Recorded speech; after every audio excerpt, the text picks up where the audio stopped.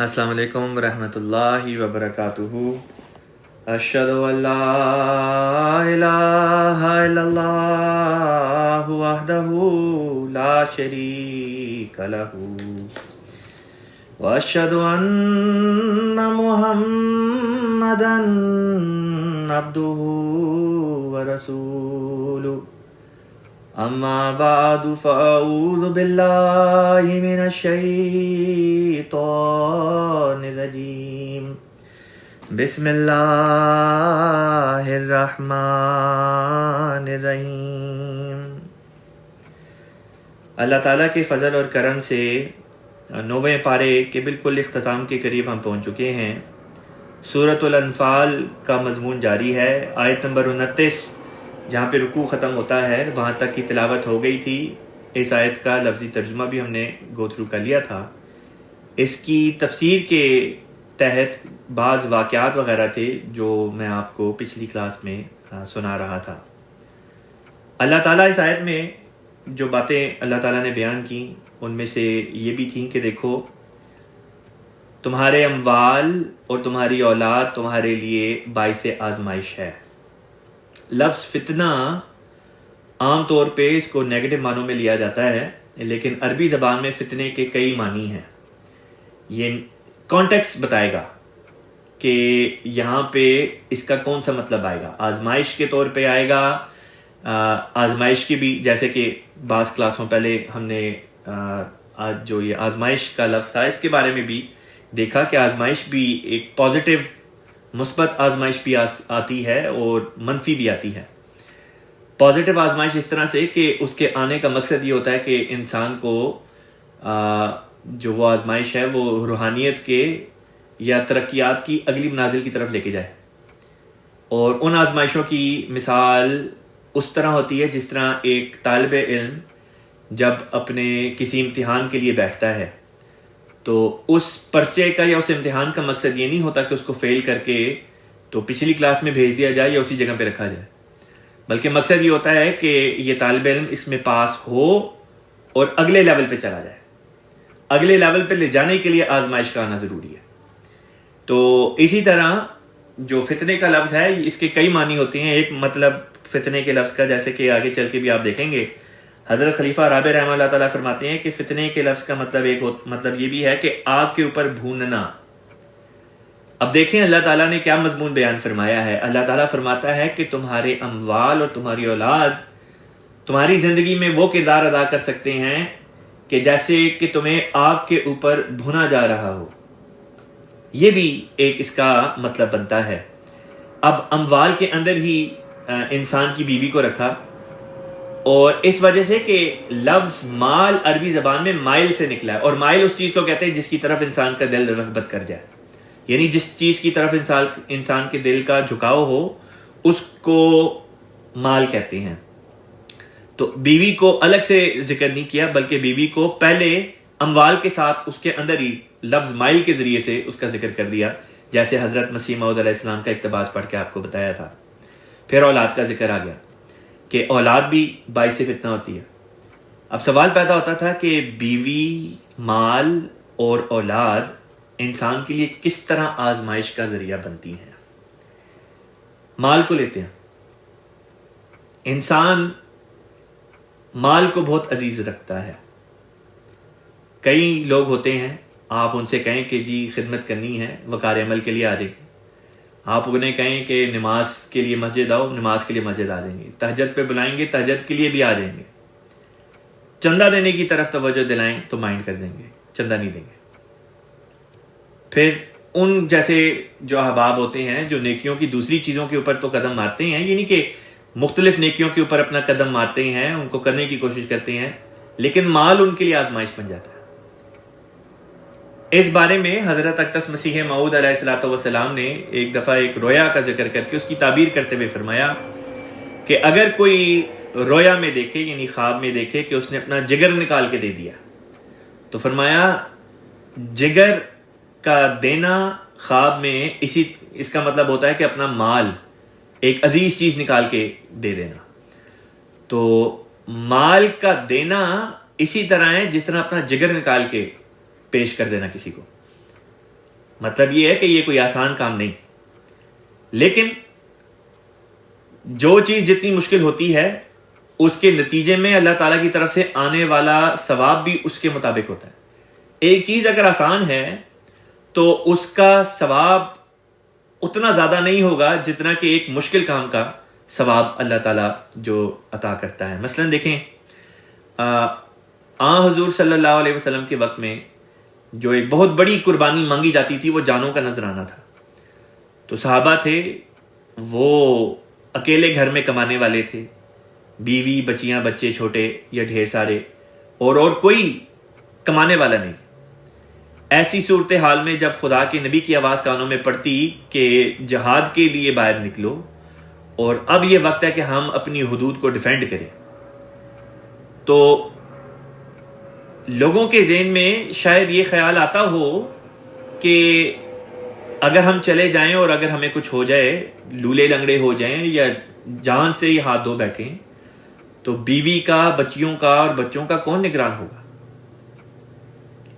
لیکن جب ہم صحابہ رضوان اللہ علیہم اجمعین کی زندگی کا مطالعہ کرتے ہیں تو دیکھتے ہیں کہ جیسے ان کے دلوں میں سے یہ خوف اللہ تعالیٰ نے نکال دیا تھا، اور وہ ہمہ وقت تیار ہوتے تھے کہ اگر جان کا نذرانہ بھی پیش کرنا ہے تو وہ کرے۔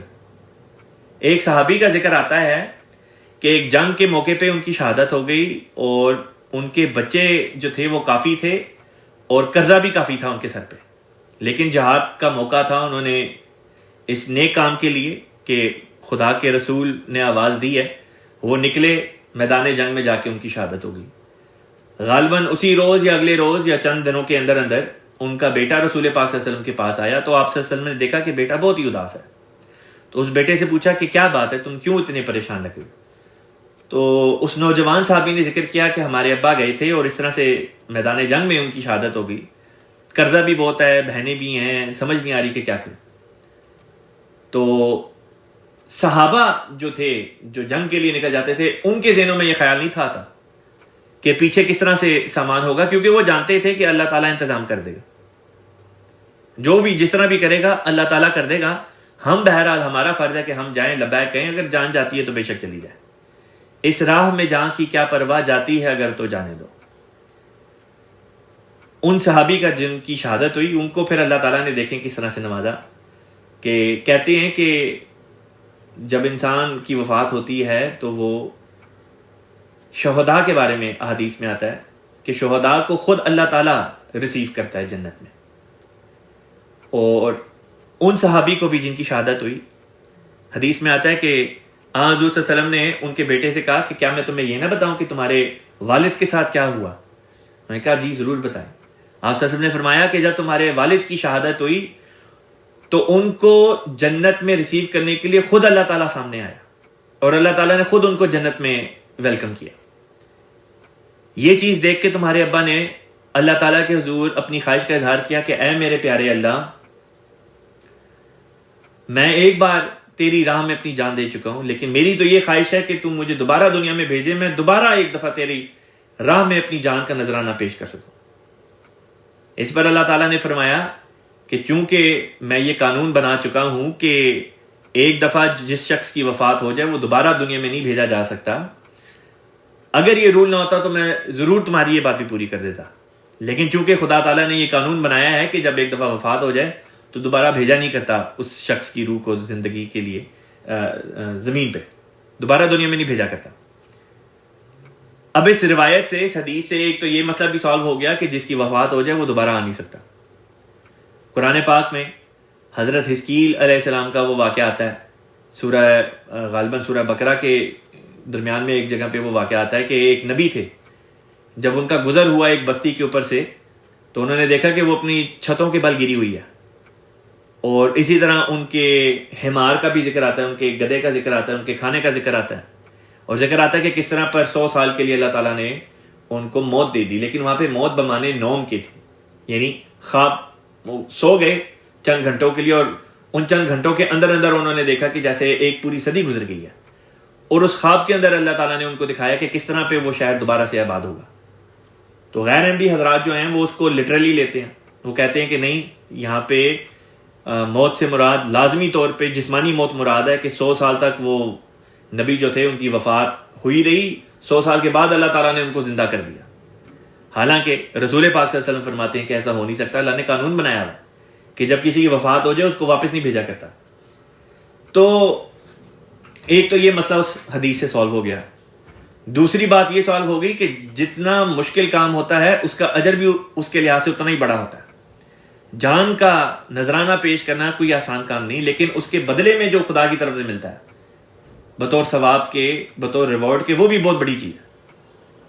پھر ہم بات کر رہے تھے مال کی، کہ مسیح موعود علیہ السلام فرماتے ہیں کہ مال کا دینا اس طرح پہ ہے جیسے کوئی انسان اپنا جگر نکال کے دے دے. چھوٹی بات نہیں، لیکن جو اس آزمائش پر پورا اترتا ہے پھر اللہ تعالیٰ اس کو نوازتا بھی اسی طرح ہی ہے. تبھی تو اللہ تعالیٰ فرماتا ہے کہ کون ہے جو خدا کی راہ میں قضائے حسنہ دے، کون ہے جو اللہ تعالیٰ کی راہ میں خرچ کرے، حالانکہ مال بھی اسی کا دیا ہوا ہے، اور وہ کہتا ہے کہ اس میں سے کچھ میری راہ میں خرچ کرو. اللہ تعالیٰ نے یہ تو نہیں کہا کہ سارے کا سارا ہی دے دو. اللہ فرماتا ہے کچھ اس میں سے دو، اور وہ کچھ بھی بتا دیا کہ کیا ہے. کبھی رسول پاک صلی اللہ علیہ وسلم کے ذریعے سے بتا دیا، زکوٰۃ کے نظام کے ذریعے سے سمجھا دیا، پھر مسیح موعود علیہ السلام کے ذریعے سے وصیت کا نظام دے کے یا لازمی چندے کا نظام دے کے ہمیں بتا دیا کہ کس طرح کرنا ہے. تحریک جدید، وقف جدید وغیرہ توئی چندے ہیں، خدام الانبیاء، انصار اللہ، لجنہ مائلہ وغیرہ کے جو توئی چندے ہیں، یہ سارے چندے ممبرشپ وغیرہ کے جو ہیں یہ بھی پھر ہم ادا کرتے ہیں. اب اعتراض کرنے والا کو یہ کہہ سکتا ہے کہ دیکھو ہم تو اتنے ڈھیر سارے چندے دیتے ہیں، ہم تو صرف ایک ہی چندہ دے سکتے ہیں. حالانکہ وہ یہ نہیں دیکھتے کہ اللہ تعالیٰ نے ایک آزمائش کے طور پہ یہ چیز رکھی کہ کون ہے جو اس آزمائش میں پورا اترے تاکہ میں اس کو نوازوں. اور بہت سے ایسے ہوتے ہیں جو اس آزمائش میں فیل ہو جاتے ہیں کیونکہ مال کی محبت ان کے دل پر غالب ہوتی ہے.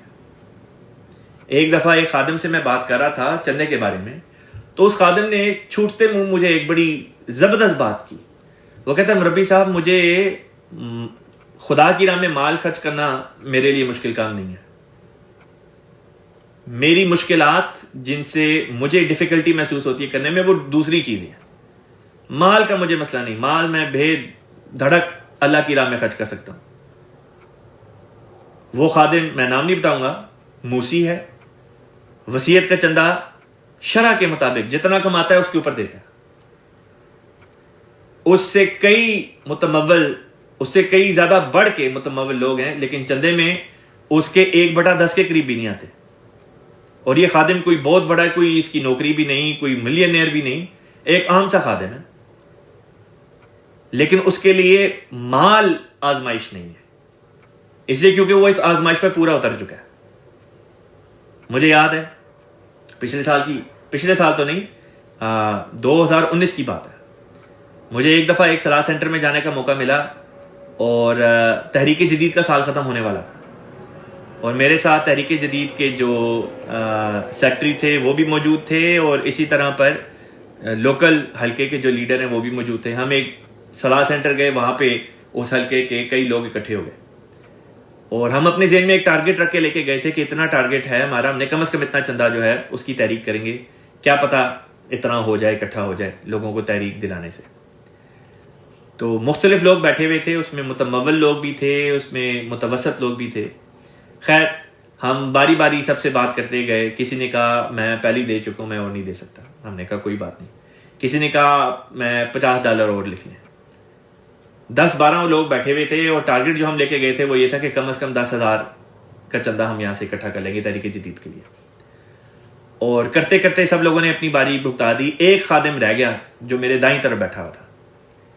جب اس کی باری آئی تو وہ سب کی باتیں سن رہا تھا، اور وہ دیکھ رہا تھا کہ جب اس کے علاوہ 9-10 بندے جب ہم نے گو تھرو کر لیے تو وہ جانتا تھا کہ 10,000 کا ٹارگٹ ہے اور ٹوٹل کوئی 2,500 یا 3,000 اکٹھے ہوئے ہیں. اس خادم نے کہا کہ مجھے کچھ ہی عرصہ ہوا ہے میں نے جاب شروع کی ہے اور میری تھوڑی بہت ہی سیونگز ہوئی ہیں. میں اللہ تعالیٰ کی خوشنودی حاصل کرنے کے لیے اپنی ساری کی ساری سیونگز اللہ تعالیٰ کی راہ میں دیتا ہوں. تحریک جدید میں اس نے چندہ دے دیا جو تقریباً 6,000 سمتنگ کی رقم بنتی تھی. کوئی معمولی رقم نہیں، بہت بڑی رقم تھی. اس خادم نے اللہ تعالیٰ کی خاطر اس آزمائش پر پورا اتر کے دکھا دیا. تو مال بھی لوگوں کے لیے آزمائش کا ذریعہ بن جاتا ہے. بعض لوگوں کے لیے مال نہ دینے کی وجہ سے ذریعہ بنتا ہے آزمائش کا، اور بعض کے لیے مال دے کے آزمائش کا ذریعہ بن جاتا ہے۔ اب مال دے کے کس طرح آزمائش کا ذریعہ بنتا ہے، اس بارے میں بعض باتیں آپ کے سامنے رکھتا ہوں۔ بعض گھرانے ہیں جہاں پہ یا بیویاں یا خاوند جو چندے میں ریگولر ہیں، جب وہ چندہ ادا کرتے ہیں تو ان کے جو اسپاؤس ہوتے ہیں، اگر خاوند چندہ ادا کرتا ہے تو بیوی بعض دفعہ غصے میں آ جاتی ہے، ناراض ہو جاتی ہے کہ کیوں اتنا چندہ دے دیا، اور اگر بیوی دے دے تو بعض دفعہ خاوند ناراض ہو جاتا ہے کہ کیوں چندہ دے دیا۔ اور اس طرح پر بھی اللہ تعالیٰ بعض دفعہ آزمائش کرتا ہے، اور وہ جو ثابت قدم رہتے ہیں پھر اللہ تعالیٰ ان کو نوازتا بھی ہے۔ پھر یہ بھی دیکھنے میں آیا کہ بعض گھرانے ایسے ہوتے ہیں کہ جہاں پہ چندے کے نظام کے اوپر غلط قسم کی باتیں کی جاتی ہیں، اعتراضات وغیرہ کیے جاتے ہیں، اور حسن زنی کر کے میں یہ کہوں گا کہ یہ کم علمی کی وجہ سے اس قسم کے اعتراضات یا سوالات پیدا ہوتے ہیں، کیونکہ کئی لوگوں میں اس بات کا ادراک نہیں ہوتا کہ جو چندہ جماعت کے پاس آتا ہے وہ جاتا کدھر ہے، خرچ کدھر ہوتا ہے۔ حالانکہ ہمارے پیارے امام حضرت خلیفۃ المسیح ایدہ اللہ تعالیٰ بنصر العزیز نے ایک دفعہ نہیں، دو دفعہ نہیں، متعدد دفعہ اس بارے میں اپنے خطبات میں ذکر فرمایا کہ جو یہ چندے اکٹھے ہوتے ہیں ان کے مصارف کیا ہیں، کدھر کدھر خرچ ہوتے ہیں۔ 100% ٹرانسپیرنسی کے ساتھ جماعت کے سامنے یہ سارے کے سارے اعداد و شمار رکھے جاتے ہیں۔ مجلس سے شورا ہوتی ہے ہماری، اس میں باقاعدہ بجٹ وغیرہ جب ڈسکس ہوتے ہیں تو اس میں بتایا جاتا ہے کہ اتنا چندہ اکٹھا ہوا تھا اور ان جگہوں پہ اتنا چندہ جو ہے وہ جا کے خرچ ہوا ہے۔ ایک ایک سینٹ کا حساب جماعت جو ہے وہ پیش کرتی ہے ممبران کے سامنے شورا میں۔ شورا کے ریپرزینٹیٹیوز واپس آ کے ان کا فرض بنتا ہے کہ وہ آ کے جماعت کو بتائیں کہ ہاں جی یہ رپورٹ ہے۔ تو کم علمی جو ہے وہ اس قسم کے اعتراضات یا سوالوں کا باعث بن جایا کرتی ہے۔ حضرت خلیفہ رابع رحمہ اللہ تعالیٰ فرماتے تھے، اور یہ بات میں کئی دفعہ پہلے بھی بیان کر چکا ہوں، کہ وہ گھرانے جہاں پہ شرع کے مطابق چندہ نہیں دیا جاتا، بالآخر ان گھروں سے حقیقی امن اٹھ جاتا ہے، اور ایسے گھرانوں کے بچے بھی اکثر و بیشتر ضائع ہو جاتے ہیں۔ ضائع اس طرح پہ ہو جاتے ہیں کہ بالآخر مذہب سے دوری ہو جاتی ہے، جماعت سے دوری ہو جاتی ہے، مذہب سے متنفر ہو جاتے ہیں، یا یہ کہ پھر جماعت سے باہر چلے جاتے ہیں، غیروں کے ہو جاتے ہیں۔ کئی گھرانے ایسے جن کے بچے بچیاں جماعت سے باہر شادیاں کرتے ہیں، اگر وہ گھرانے خود اپنا موازنہ کریں یا اپنا ایک جائزہ لیں، موازنہ نہیں اپنا جائزہ لیں کہ ان کے گھروں کا ماحول حقیقی اسلام کے مطابق ہے، اسلام احمدیت کی عکاسی کرنے والا ہے، کیا ان کے گھروں میں نمازیں 5 وقتہ ہوتی ہیں، کیا ان کے گھروں میں MTA دیکھا جاتا ہے، خلیفہ وقت کے خطبات سنے جاتے ہیں، چندے دیے جاتے ہیں، نیکیاں کی جاتی ہیں۔ اگر تو کبھی کبھار یہ باتیں کی جاتی ہیں تو ان کے نتائج بھی کبھی کبھار ہی پھر سامنے آئیں گے، لیکن اکثر و بیشتر جو چیز دیکھنے میں آئی خلیفہ رابع رحمہ اللہ تعالیٰ کے آبزرویشن میں، اور ہم خود بھی یہ چیزیں دیکھتے ہیں، اور یہ کوئی اتنی مشکل نہیں ہے۔ میں یہاں پہ جس ریجن میں ہوں وہاں پہ کئی کیسز میرے سامنے آتے ہیں، ہر سال آتے ہیں، کہ جس میں یہ چیزیں سامنے آ رہی ہوتی ہیں کہ فلاں گھر کا لڑکا جو ہے وہ جماعت سے باہر شادی کرنا چاہتا ہے، یا فلاں گھر کی لڑکی جماعت سے باہر شادی کرنا چاہتی ہے۔ تو اکثر و بیشتر جب تحقیق کی جاتی ہے تو پتہ چلتا ہے کہ ان گھروں کا اپنا ماحول کیسا ہے، اور بڑا دکھ ہوتا ہے جب اس قسم کے حالات سامنے آتے ہیں۔ بعض دفعہ والدین اچھی تربیت کاری ہوتے ہیں، لیکن معاشرہ کا اثر اتنا زیادہ ہوتا ہے کہ بچے جو ہیں وہ ہاتھ سے نکل جاتے ہیں، اور ماں باپ واقعتاً اس طرح پہ محسوس کرتے ہیں کہ جیسے وہ آگ کے اوپر اپنی اولاد کی وجہ سے بھونے جا رہے ہیں، جیسا کہ لفظ فتنے کے اندر یہ مطلب پایا جاتا ہے۔ پھر بعض لوگ ہوتے ہیں وہ بیویوں کی وجہ سے ستائے جاتے ہیں۔ بعض کی بیویاں ہیں جو مذہب کی یا اسلام کی تعلیمات کی اتنی پرواہ نہیں کرتی۔ اسلام میں پردے کا حکم ہے، بعض کی بیویاں پردہ نہیں کرتی۔ اسلام میں جن چیزوں کی تعلیم دی جاتی ہے ان چیزوں سے وہ متنفر ہے۔ پھر صرف بیویاں ایسی نہیں ہوتی، بعض کی بیویاں تو اچھی ہوتی ہیں، بندے خود اس قسم کے ہوتے ہیں۔ کہ اپنی بیویوں کو کہتے ہیں کہ دیکھو جب گھر سے باہر نکلو تو پردہ نہیں کرنا. اس قسم کے بھی لوگ ہوتے ہیں جن کو واقعتاً دیوس کہا گیا ہے. مسیح موعود علیہ الصلوۃ والسلام نے غالباً ایسے مردوں کے لیے دیوس کا لفظ استعمال کیا، یعنی شیم لیس، جن میں شرم نہیں ہوتی، جو اپنی بیویوں کو کہتے ہیں کہ تم پردہ نہ کرو. مجھے یاد ہے حضرت خلیفۃ المسیح خامس سیدہ اللہ تعالیٰ بن نصر عزیز 2013 میں آسٹریلیا تشریف لے گئے دورے پہ، اور وہاں پہ آپ نے جلسہ سالانہ پہ جو لجنہ سے خطاب فرمایا، اس میں آپ نے اس بات کا ذکر کیا کہ بعض عورتیں جو پاکستان سے آئیں، روا سے آئیں یا دوسرے علاقوں سے ہجرت کر کے آسٹریلیا آئیں، بعض اس میں بڑی عمر کی بھی تھیں، چھوٹی عمر کی بھی تھیں، آئیں جنہوں نے ساری زندگی پردہ کیا اور آتے ساتھ پردہ چھوڑ دیا. پوچھنے پہ پتہ چلا کہ یہاں کی جو مقامی سے مراد یہ کہ وہ احمدی خواتین جو ایک لمبے عرصے سے وہاں پہ رہ رہی تھیں، وہ یہ کہتی ہیں کہ اس ملک میں تو قانون ہے کہ اگر پردہ کریں گے تو پھر فائن بھی ہوگا اور یہ بھی ہوگا اور وہ بھی ہوگا، اس لیے ہم نے بھی اتار دیا، تم بھی اتار دو. اور ان عورتوں کی باتوں میں آ کے اچھی بھلی پردہ کرنے والی عورتوں نے بھی پردہ چھوڑ دیا. حضور نے تحقیق کرائی تو پتہ چلا کہ کوئی اس قسم کا قانون نہیں ہے. حضور نے ان بچیوں کو تلقین کی کہ نہیں، تمہیں پردہ نہیں چھوڑنا چاہیے، تم پردہ ضرور کرو. لیکن اب بھی کئی خواتین ہیں جنہوں نے اگر بہانہ بنانا ہے تو وہ بہانہ بنائیں گی. تو اسی طرح جس ملک میں ہم رہ رہے ہیں، امریکہ میں بھی اس قسم کی بعض باتیں دیکھنے میں آتی ہیں کہ بعض خواتین ہوتی ہیں، بچیاں ہوتی ہیں جن کی پرورش ایسے گھرانوں میں ہوتی ہے کہ جہاں پہ پردہ کیا جاتا ہے، لیکن جب باہر کے ملکوں میں آتی ہیں، باہر کے ملک کی ہوا لگتی ہے تو پردہ جو ہے وہ اتار کے پھینک دیتی ہیں. جو پہلے برقع کرتی تھیں وہ آہستہ آہستہ صرف حجاب پہ آ جاتی ہیں، پھر حجاب بھی کم ہوتا چلا جاتا ہے، یہاں تک کہ صرف سویٹر وغیرہ کے اوپر ہی پھر ان کا گزر ہو رہا ہوتا ہے. وہ سمجھتی ہیں کہ جیسے یہی کافی ہے. اور بعض کیسز میں تو یہ بھی آتا ہے، وہ کہتی ہیں کہ اگر ہم کھلی سی کوئی شرٹ پہن لیں تو وہی کافی ہے پردے کے طور پہ. یہ ساری باتیں انسان کے لیے آزمائش بن جایا کرتی ہیں. اولاد سے متعلق اس قسم کی آزمائشیں بھی آتی ہیں کہ واقعتاً کئی والدین کو روتے دیکھا، کئی والدین کو بے حس بھی دیکھا. اس قسم کے کیسز بھی دیکھے جہاں پہ والدین آ کے جیسے باعث فخر ہو ان کے لیے اظہار کر رہے ہوتے ہیں کہ جی ہماری بیٹی ہے، وہ فلاں جماعت سے باہر رشتہ کرنا چاہتی ہے اور بہت ہی اچھا، بہت ہی نیک رشتہ ہے. جماعت سے باہر رہ کے بھی اگر کوئی نیکی کا تصور قائم ہو سکتا ہے تو پھر جماعت میں رہنے کا کیا فائدہ ہے؟ اگر کوئی شخص یہ سوچتا ہے کہ جماعت سے باہر رہ کے مسیح موعود علیہ السلام کے اوپر ایمان لائے بغیر، خلافت کی بیعت کیے بغیر بھی انسان کوئی حقیقی رنگ میں نیک ہو سکتا ہے، تو پھر جماعت احمدیہ کے اندر شامل ہونے سے آپ کو کیا فائدہ ملا؟ ہم تو احمدی ہیں ہی اس وجہ سے کہ ہم جب احمدیت میں داخل ہوتے ہیں، مسیح موعود علیہ السلام کے اوپر ایمان لاتے ہیں اور خلافت کی بیعت کرتے ہیں، ہمارا یہ یقین ہے، ہمارا اعتقاد یہ ہے کہ اس کے نتیجے میں ہم اللہ تعالیٰ کے قریب ہوتے ہیں، ہم نیک بن جاتے ہیں، متقی ہو جاتے ہیں. لیکن اگر نیکی اور متقی کی ڈیفینیشن ہی یہ آپ چینج کر دیں اور کہیں کہ نہیں باہر بھی بڑے لوگ ہیں وہ بھی نیک ہیں، خدا ان سے ہم کلام ہوتا ہے، تو پھر احمدیت کی وجہ کیا رہ گئی؟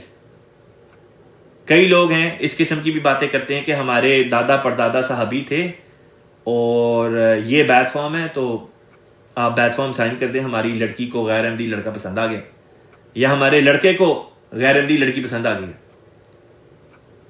بہت دکھ ہوتا ہے. اپنی طرف سے میں کوشش بھی کرتا ہوں کہ جماعت کے لٹریچر سے ان کو باور کرانے کی کوشش کروں کہ کیوں یہ قدم ٹھیک نہیں. لیکن کئی لوگ ہیں وہ اس قسم کی باتیں کرتے ہیں کہ نہیں جی ہم نے کرنا ہے، اور واقعتاً اپنے ہاتھ سے اپنی اولادوں کو ضائع کر دیتے ہیں. کیونکہ اکثر و بیشتر پہ یہی دیکھتا ہوں کہ جن کی بچیاں یا بچے اس قسم کی شادیاں کرتے ہیں جو جماعت سے باہر جا کے ہوتی ہیں، وہ پھر جماعت میں دکھائی نہیں دیتے. اور اس میں جماعت کا کوئی نقصان نہیں، اس میں جماعت کا رتی برابر بھی نقصان نہیں، کیونکہ اللہ تعالیٰ نے قرآن پاک میں فرما دیا ہے کہ دیکھو اگر تم بگڑ گئے تو اللہ قادر ہے اس بات پر کہ کسی اور قوم کو لے کر آ جائے جو تم سے زیادہ اچھی اللہ تعالیٰ کی وفا شیار قوم ہو. اس لیے احمدیت کا تو کوئی نقصان نہیں. نقصان اگر ہوتا ہے تو ہم لوگوں کا اپنا نقصان ہوتا ہے جب ہم احمدیت سے انحراف کر رہے ہوتے ہیں, جب ہم اس قسم کی باتیں کرتے ہیں جس کا احمدیت کی تعلیمات سے دور دور کا بھی تعلق نہیں. لیکن وہ لوگ جو آزمائشوں پہ پورے اتر آئے, وہ والدین جو اس معاشرے میں رہتے ہوئے بھی اپنے بچوں کی تربیت خالص اسلامی تعلیمات احمدیت کے زاویے سے اس کے مطابق اپنے بچوں کی پرورش کرتے ہیں, ان کو آزادیاں دیتے ہیں لیکن کڑی نظر رکھ کے, ان کو بگڑنے نہیں دیتے. اول دن سے ان کے اندر اللہ تعالیٰ کا, رسول پاک صلی اللہ علیہ وسلم کا, حضرت مسیح موعود علیہ السلام کا اور خلفاء کی محبت اور احترام پیدا کرتے ہیں, اور خلیفہ وقت سے ان کا ایک تعلق قائم رکھتے ہیں. چھوٹی عمر سے نمازیں بھی پڑھتے ہیں اور ان کو نمازوں کی تلقین بھی کرتے رہتے ہیں. حضور انور ایدہ اللہ تعالیٰ بن نصر عزیز, اللہ تعالیٰ کے فضل سے 70 برس حضور کی عمر ہو گئی ہے. اللہ تعالیٰ حضور کو لمبی صحت والی زندگی عطا فرمائے, اللہ تعالیٰ حضور کی عمر میں برکت دے. اور حضور کے جو بیٹے ہیں صاحبزادے میاں وقاص احمد صاحب, ان کی عمر غالباً 40 یا 40 سے شاید اب تجاوز کر چکی ہو. لیکن میاں وقاص کہتے ہیں کہ حضرت صاحب اب بھی روز فجر کی نماز کے لیے ان کو اٹھاتے ہیں فون کر کے اور پوچھتے ہیں کہ نمازیں پڑھ لی ہیں. شروع دن سے جو ایک عادت ڈالی تھی اب بھی حضور اس کے اوپر کام کرتے ہیں, اپنے بچوں کی نمازوں کے اوپر گہری نظر رکھتے ہیں. بچوں کی نمازوں کے اوپر بھی نظر ہوتی ہے. ہمیں بھی بالکل یہی چیز کرنے کی ضرورت ہے. جب دین کی چیزیں آتی ہیں تو اس وقت والدین بعض کہہ دیتے ہیں کہ خدا ملمجا خود کانٹیکٹ کرے, ہمارا بچہ جو ہے بالغ ہے, ہم کیوں بیچ میں پڑے.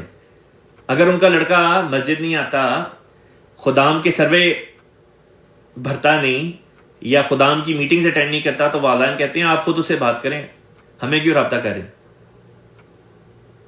لیکن جب چندے کی باری آتی ہے تو کہتے ہیں آپ ہمارے بیٹے سے رابطہ نہ کریں, ہم آپ کو بتا دیں گے کہ کتنا چندہ اس نے دینا. یا اگر کوئی رشتے کی بات ہو تو کہیں گے نہیں ہمارے بیٹے سے کیوں رابطہ کریں, ہم فیصلہ کرتے ہیں, ہم بتائیں گے. یہ بھی غلط طریقہ.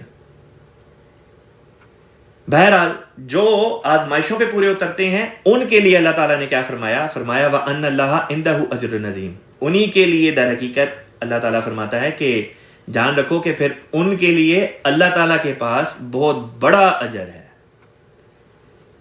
جو ان آزمائشوں پہ پورا اترتے ہیں ان کے لیے پھر اللہ تعالیٰ کی طرف سے اجر عظیم کی بشارت ہے. نیا رکوع شروع ہونا ہے آج, اس کی اب میں آپ کی خدمت میں تلاوت کرتا ہوں. اعوذ باللہ من الشیطان الرجیم, بسم اللہ الرحمن الرحیم. یا ایھا الذین آمنوا ان تتقوا اللہ یجعل لکم فرقانا ویکفر عنکم سیئاتکم ویغفر لکم واللہ ذو الفضل العظیم. وَإِذْ يَمْكُرُ بِكَ الَّذِينَ كَفَرُوا لِيُثْبِتُوكَ أَوْ يَقْتُلُوكَ أَوْ يُخْرِجُوكَ وَيَمْكُرُونَ وَيَمْكُرُ اللَّهُ وَاللَّهُ خَيْرُ الْمَاكِرِينَ. وَإِذَا تُتْلَى عَلَيْهِمْ آيَاتُنَا قالوا قد سمعنا لو نشاء لقلنا مثل هذا إن هذا إلا أساطير الأولين. وإذ قالوا اللهم إن كان هذا هو الحق من عندك فأمطر علينا حجارة من السماء أو ائتنا بعذاب أليم. وما كان الله ليعذبهم وأنت فيهم وما كان الله معذبهم وهم يستغفرون. وما لهم ألا يعذبهم الله وهم يصدون عن المسجد الحرام وما كانوا أولياءه إن أولياؤه إلا المتقون ولكن أكثرهم لا يعلمون وما كان صلاتهم عند البيت إلا مكاء وتصدية فذوقوا العذاب بما كنتم تكفرون إن الذين كفروا ينفقون أموالهم ليصدوا عن سبيل الله فسينفقونها ثم تكون عليهم حسرة ثم يغلبون والذين كفروا إلى جهنم يحشرون ليميز الله الخبيث من الطيب ويجعل الخبيث بعضه على بعض فيركمه جميعا فيجعله في جهنم اولئک هم الخاسرون۔ الحمدللہ یہاں پہ یہ رکوع جو ہے یہ مکمل ہوا۔ اس کی پہلی آیت آیت نمبر 30 یعنی ورس نمبر 30، اللہ تعالیٰ فرماتا ہے یا ایھا الذین، اے وہ لوگوں جو آمنو ایمان لائے، ان اگر تتقوا اللہ، تم تقوی اختیار کرو اللہ کا، یعنی اللہ کا ڈر اپنے اندر پیدا کرو، یجعل لکم، یجعل وہ بنا دے گا، لکم تمہارے لیے، فرقانن، فرقانہ کا مطلب ہوتا ہے ایک امتیازی نشان، فرق کر دینے والا، وَيُكَفِّرْ اور وہ دور کر دے گا، عنکم تم سے، سیئاتکم تمہارے گناہ، وَيَغْفِرْ لَكُمْ اور وہ بخش دے گا تم کو، تمہیں تمہاری مغفرت فرما دے گا۔ کیا چیز ان ساری چیزوں کو ہمارے لیے پیدا کرتی ہے؟ ایمان لانے کے بعد اللہ تعالیٰ کی ذات پہ، اللہ تعالیٰ کی ذات کا تقوی اختیار کرنا، کہ اللہ سے انسان ڈرے۔ اللہ کے کوئی سینگ نہیں ہے کہ جن سے دیکھ کے انسان ڈر جاتا ہے۔ اللہ سے ڈرنے کا مطلب یہ ہوتا ہے کہ کوئی ایسی بات یا کوئی ایسا فعل ہم سے سرزد نہ ہو جس کے نتیجے میں اللہ ہم سے ناراض ہو جائے۔ انسان جس سے محبت کرتا ہے اس کی ناراضگی سے ڈرتا ہے۔ بس محبت کا ایک اعلیٰ ترین مقام ہے جس کا یہاں پہ ذکر کیا جا رہا ہے، کہ انسان اللہ سے اس قسم کی محبت کرے کہ جس قسم میں خدا کی ناراضگی انسان سے برداشت نہ ہو سکے۔ حضرت مسیح موعود علیہ السلام نے ایک دفعہ فرمایا کہ دیکھو، اگر اللہ تعالیٰ کسی کو مخاطب کر کے یہ کہے کہ تمہارے جتنے بچے فوت ہوئے تھے میں سب کو دوبارہ زندہ کر دیتا ہوں، لیکن پھر میں تم سے ناراض ہو جاؤں گا، تم سے کبھی بات نہیں کروں گا، تو حضور فرماتے ہیں ایک عقل مند انسان اس بات کو کبھی بھی ترجیح نہیں دے گا کہ اس کے بچے جو اس کے عزیز تھے، جو اس کی زندگی میں وفات پا گئے، کہ اللہ ان کو دوبارہ زندہ کر دے، کہ اگر اس کے اس طرح کرنے کے نتیجے میں اللہ کی ناراضگی مول لینا ہے کہ اللہ ناراض ہو جائے گا، پھر اللہ ساری زندگی اسے بات نہیں کرے گا۔ تو عقل مند متقی انسان وہی ہوتا ہے جو یہ کہے کہ بچے بھی تیری طرف سے تھے، اگر تو نے واپس لے لیے کوئی بات نہیں، میرے لیے تو اصل چیز میری زندگی کا گزارا اس بات پہ ہے کہ میں تجھ سے ہمیشہ اپنا دل لگا کے رکھوں۔ بچوں کے ساتھ تو انسان پھر دوبارہ اگلے جہاں میں ملاقات ہو جائے گی، لیکن اگر خدا ناراض ہو گیا جس سے اس جہاں میں، اس سے اس جہاں میں بھی خدا ناراض، یہ بات وارہ نہیں کھاتی ہم سے۔ تو یہ چیز ہے جس کو پیدا کرنے کی ضرورت ہے۔ اس کے نتیجے میں پھر اللہ فرماتا ہے میں تمہیں ایک امتیازی نشان دے دوں گا، پتہ چل جائے گا کہ تم خدا والے ہو، اور یہ کہ پھر تمہاری جو گناہ ہیں وہ بھی تم سے دور کر دیں گے۔ اس میں یہ صرف مطلب نہیں آتا کہ جو گناہ تم سے ہو گئے وہ دور ہو جائیں گے، بلکہ دوسرے گناہوں کو بھی تم سے دور کر دیا جائے گا۔ تمہاری زندگی ایک نور کے حالے میں آ جائے گی، ایک نورانی حالے میں آ جائے گی جو تمہاری حفاظت کرے گی۔ یہ وہ فرقان ہے۔ حضرت مسیح موعود علیہ السلام نے ایک جگہ فرمایا کہ جو اللہ تعالیٰ کی اطاعت کرتا ہے، اللہ تعالیٰ کی باتوں پر عمل کرتا ہے، تقوی پیدا کرتا ہے، اپنے دل کو پاک و صاف کرتا ہے، نتیجتاً آسمان سے ایک نور اترتا ہے اور وہ نور اس کے شامل حال ہو جاتا ہے، اس شخص کو منور کر دیتا ہے۔ یہ وہ نور ہے جو نیک لوگوں کے چہرے پہ اور ان کے ارد گرد ہمیں دکھائی دیتا ہے۔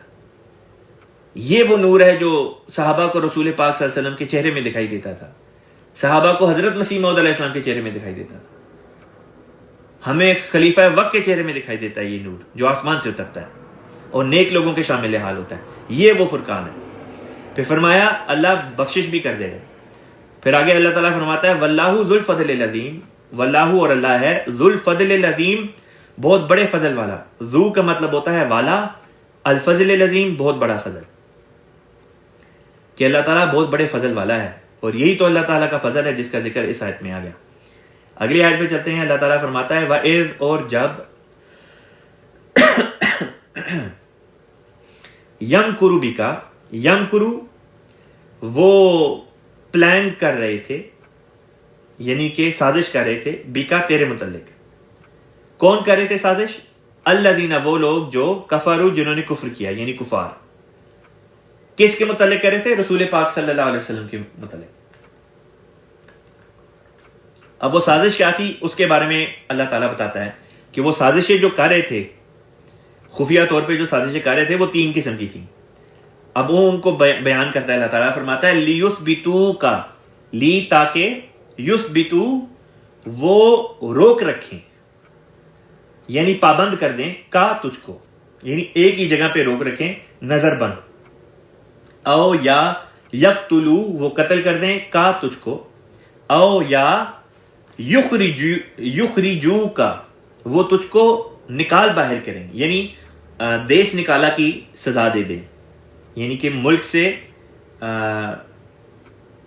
نکال دیں، ایگزائل کر دیں۔ اللہ فرماتا ہے وَيَمْكُرُونَ، اور وہ مکر کر رہے تھے، تدبیریں کر رہے تھے، وہ اپنی چالیں چل رہے تھے۔ وَيَمْكُرُ اللَّهُ، اور ادھر وہ چالیں چل رہے تھے اور یہاں پہ اللہ ان کی چالوں کو توڑنے کا انتظام کر رہا تھا۔ وَيَمْكُرُ اللَّهُ، یمکرو جب خدا کے لیے مکر کا لفظ آئے تو اس سے مراد یہ نہیں کہ اللہ بھی چالیں چلتا ہے، مراد یہ ہے کہ جب کفار چالیں چلتے ہیں تو اللہ ان کی چالوں کا جواب، ان کی چالوں کو توڑ کر دیتا ہے۔ اس لیے عربی زبان میں یہی لفظ جو کفار کے لیے یوز ہوا کہ کفار نے یہ چیز کی، اس کے رد کے طور پہ، اسی عمل کی سزا کے طور پہ اللہ کی طرف سے جو رد عمل ہوتا ہے، اس کے لیے بھی وہی لفظ عربی زبان کے قاعدے کے مطابق استعمال ہو جاتا ہے۔ مثلا سورہ بقرہ میں استہزاء کا مضمون تھا کہ منافق جو ہیں وہ خدا سے استہزاء کرتے ہیں، تو اللہ تعالیٰ ان کی استہزاء کا جواب دیتا ہے، اللہ یستہزئ بہم۔ اس کا مطلب یہ نہیں کہ اللہ تعالیٰ بھی ان سے مذاق اور تمسخر کرتا ہے، خدا تعالیٰ تمسخر نہیں کیا کرتا، لیکن خدا تمسخر کا جواب دیتا ہے، سزا دے کے یا جو بھی اس کا طریق ہو۔ آگے چلتے ہیں۔ تو یہ وہ 3 باتیں تھی جو کفار جو تھے وہ اس قسم کے پلان بنا رہے تھے، یا تو رسول پاک صلی اللہ علیہ وسلم کو نظر بند کر دیا جائے، یعنی قید، دوسری بات یہ کہ یا آپ کو قتل کر دیا جائے، شہید کر دیا جائے، یا تیسری چیز یہ کہ آپ کو دیش سے نکال دیا جائے۔ اللہ فرماتا ہے وہ مکر کر رہے تھے اور اللہ بھی ان کے مکر کا جواب دے رہا تھا۔ واللہ خیر الماکرین، اور اللہ تعالیٰ مکر کا جواب دینے میں سب سے بہتر ہے۔ خیر الماکرین، خیر بہتر یا بہترین، الماکرین مکر کرنے والوں میں، لیکن اللہ چونکہ مکر نہیں کرتا لہٰذا اللہ کے لیے لفظ استعمال ہوگا مکر کا جواب دینے والوں میں۔ وَإِذَا، اور جب تلاوت کی جاتی ہے، پڑھی جاتی ہے، علیہم ان پر، آیاتنا ہماری آیات، یعنی ان کفار پر جب ہماری آیات تلاوت کی جاتی ہیں، قالو وہ کہتے ہیں، قد سمعنا ہم نے سن لیا۔ اب سوال پیدا ہوتا تھا کہ کفار کے اوپر آیات کس طرح تلاوت کی جاتی ہیں؟ رسول پاک صلی اللہ علیہ وسلم قرآن پاک کی جب تلاوت کرتے تو کفار پاس موجود ہوتے۔ کئی دفعہ رسول پاک صلی اللہ علیہ وسلم خانہ کعبہ کے صحن میں جا کے قرآن پاک کی تلاوت کرتے یا نماز پڑھتے اور تلاوت کرتے اس میں، تو کفار سنتے یہ باتیں۔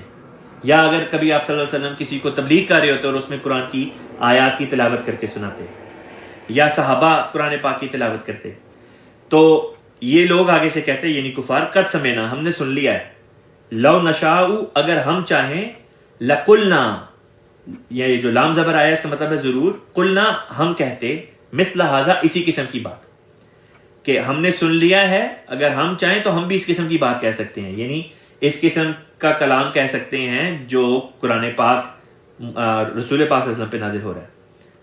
ان ھذا ان اگر، ہاذا یہ ہے، الا مگر.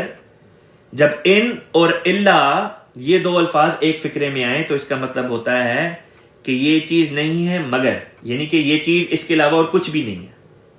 اس کی حیثیت کیا ہے؟ مگر. یہ آگے بتاتا ہے اللہ تعالیٰ ان ہاذا یہ ہے، الا مگر، اساطیر الاولین.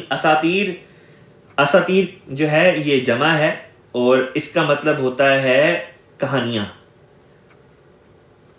اور الاولین پہلے لوگوں. مراد یہ ہے کہ وہ یہ کہتے تھے کہ قرآن پاک میں تو صرف پہلے لوگوں کی کہانیاں ہیں اور کچھ بھی نہیں ہے.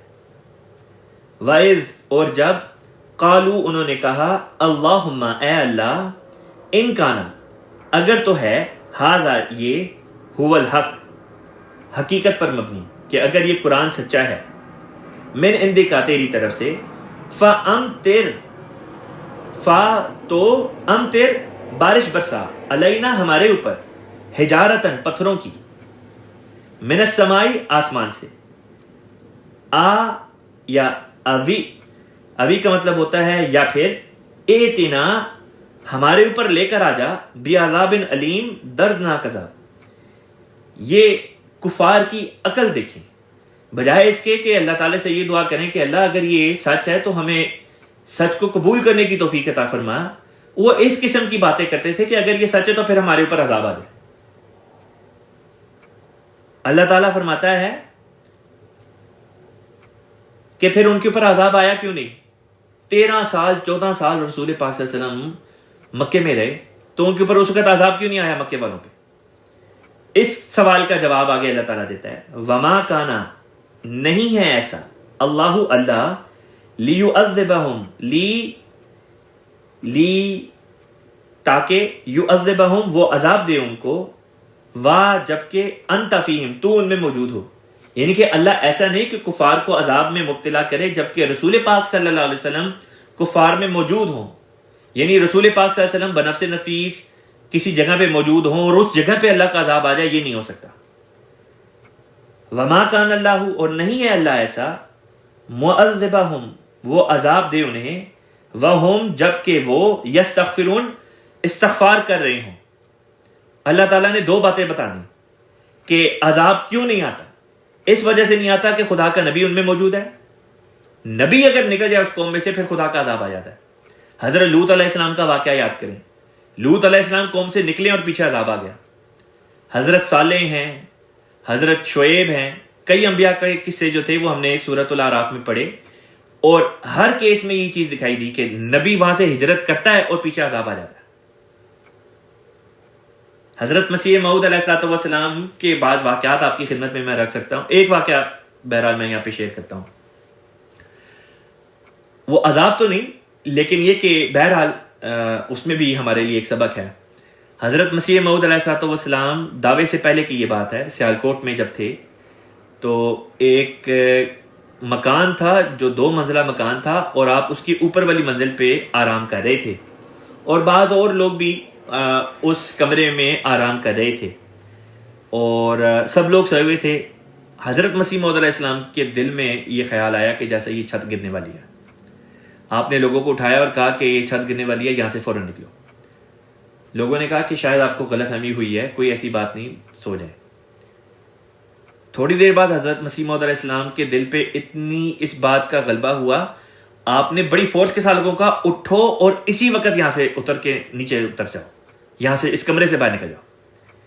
اس کمرے کی سیڑھیاں لگی ہوئی تھیں، سیڑھیوں سے اتر کے سب کو اتارا اور آخر میں خود آئے. اور جیسے ہی آپ نے آخری سیڑھی پہ پاؤں رکھ کے نیچے پاؤں رکھا ہے، پیچھے سے دھڑام سے کر کے وہ چھت گر گئی. اگر حضرت مسیح موعود علیہ السلام نہ اترتے یا یہ کہ لوگ نہ اترتے اور مسیح موعود علیہ السلام نکل آتے تو وہ چھت تو بہرحال گر جانی تھی. وہ چھت کیوں نہیں گری؟ تب تک نہیں گری جب تک مسیح موعود علیہ السلام وہاں پہ موجود تھے. اسی طرح کا ایک واقعہ ہمارے جامعہ کے پرنسپل تھے مولانا مبارک احمد نذیر صاحب، اللہ تعالیٰ ان کو لمبی زندگی عطا فرمائے. انہوں نے اپنا ایک واقعہ سنایا جب وہ غالباً سیرا لیون میں ہوتے تھے کہ ایک مسجد تعمیر کی جا رہی تھی، اور اس کی تعمیر کے وقت ایک ایسا فیز آیا جہاں پہ یوں محسوس ہوا کہ جیسے مسجد کی عمارت گرنے لگی ہے. تو مولانا مبارک احمد نذیر صاحب نے بتایا کہ آپ کھڑے ہو گئے, آپ نے لوگوں کو کہا کہ تم سب نکل جاؤ, میں یہاں پہ رکتا ہوں, جب تک میں یہاں پہ ہوں یہ عمارت نہیں گرے گی. ان کا اس قسم کا فیل کرنا, کام کرنا اس وجہ سے نہیں تھا کہ وہ اپنے آپ کو کچھ سمجھتے تھے, اس وجہ سے تھا کہ وہ یہ جانتے تھے کہ وہ امام وقت کے ایک نمائندے کے طور پہ وہاں پہ ہیں. اس قسم کی مثال صحابہ کی زندگی میں بھی ہمیں ملتی ہے. ایک صحابی کا ذکر آتا ہے کہ وہ ایک بحری جہاز پہ سفر کر رہے تھے اور اچانک ایک بہت تیز قسم کا جو ہے وہ جھکڑ آیا ہے اور سمندر میں طوفان پیدا ہوا ہے اور قریب تھا کہ وہ جہاز ڈوب جاتا. اور وہ صحابی اللہ تعالیٰ سے یہ دعا کر رہے تھے کہ اللہ تعالیٰ میں حضرت مسیح موعود علیہ الصلوۃ والسلام کی کتب ہے میرے پاس جو میں لے کے فلاں جگہ جا رہا ہوں, اور اس بات کا واسطہ دے کے اللہ تعالیٰ سے دعا کی, اللہ تعالیٰ نے دعا قبول کر لی اور وہ جہاز ڈوبنے سے بچا لیا.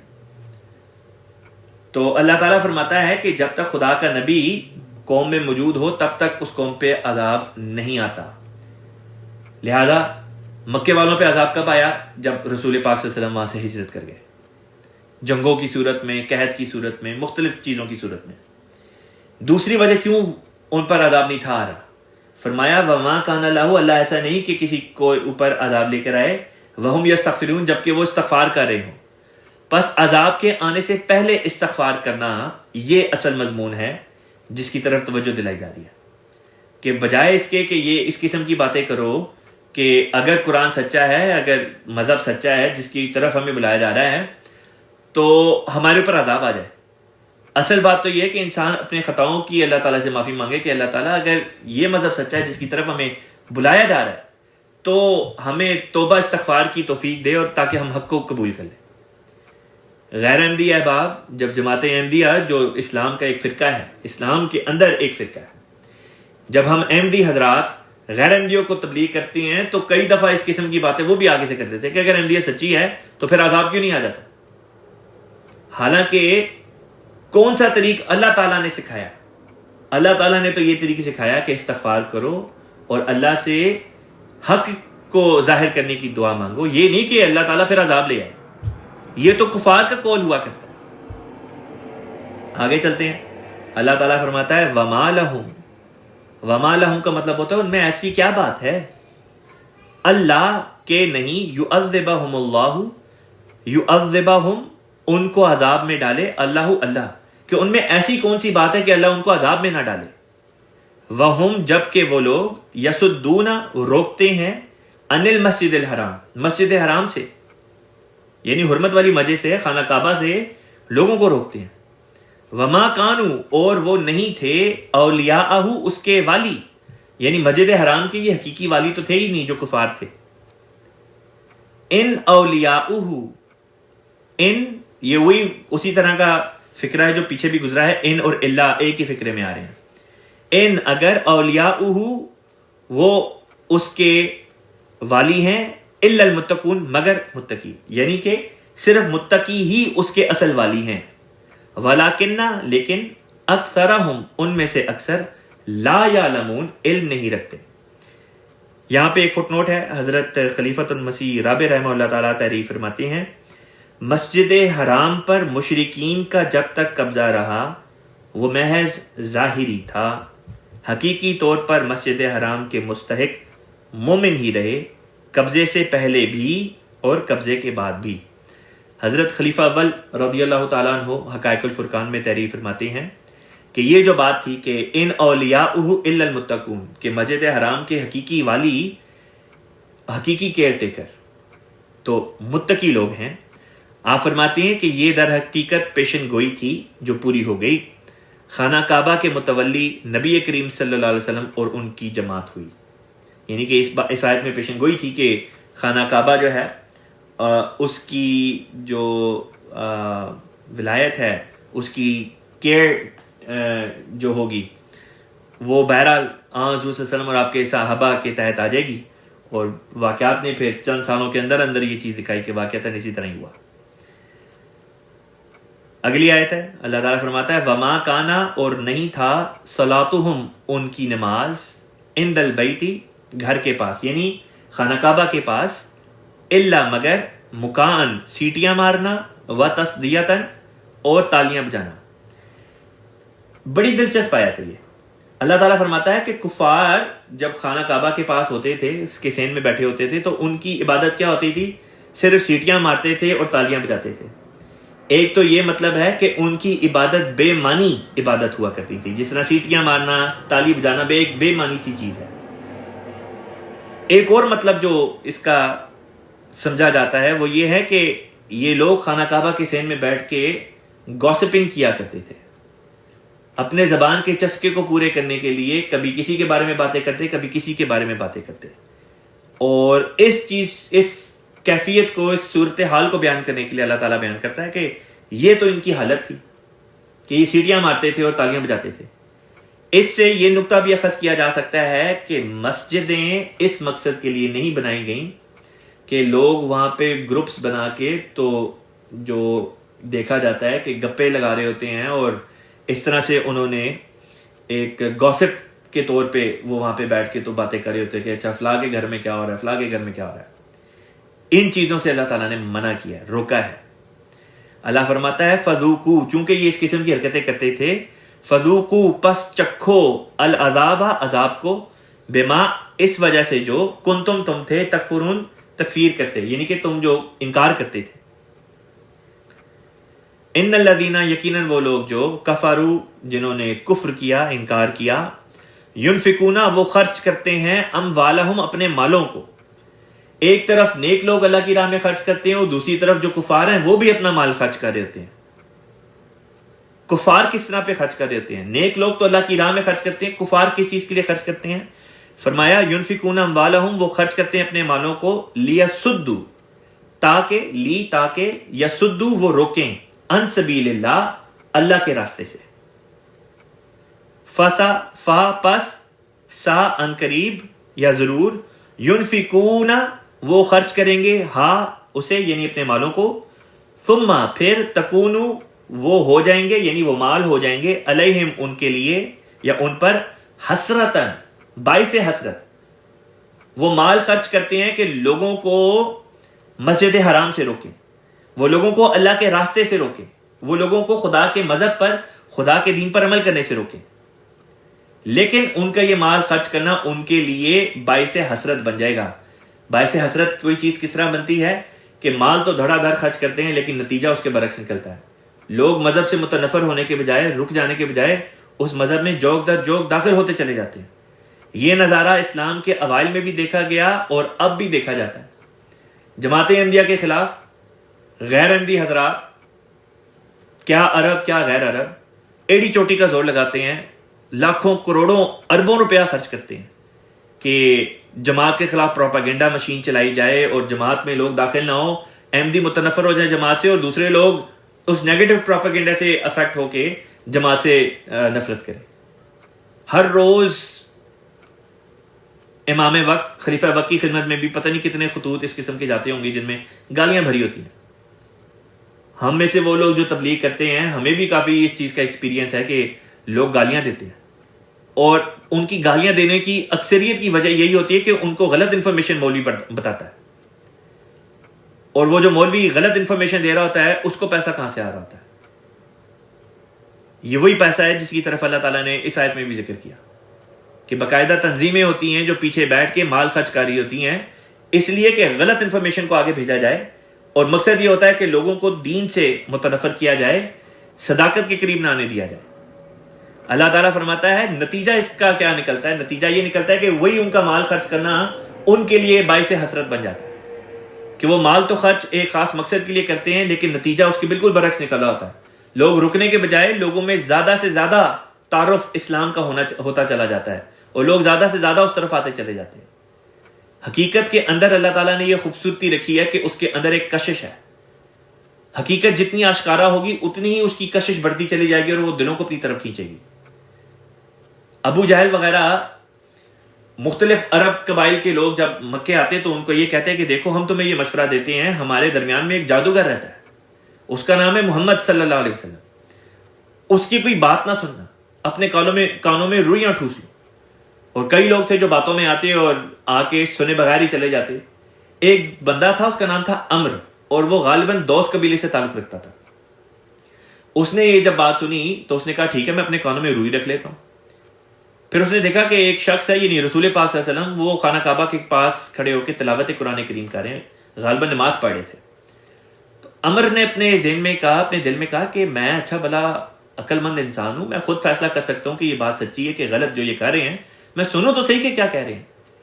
کانوں سے روئی نکالی تو قرآن پاک کی آیات کی تلاوت ہو رہی تھی, وہ بھی رسول پاک صلی اللہ علیہ وسلم کی خوبصورت آواز میں.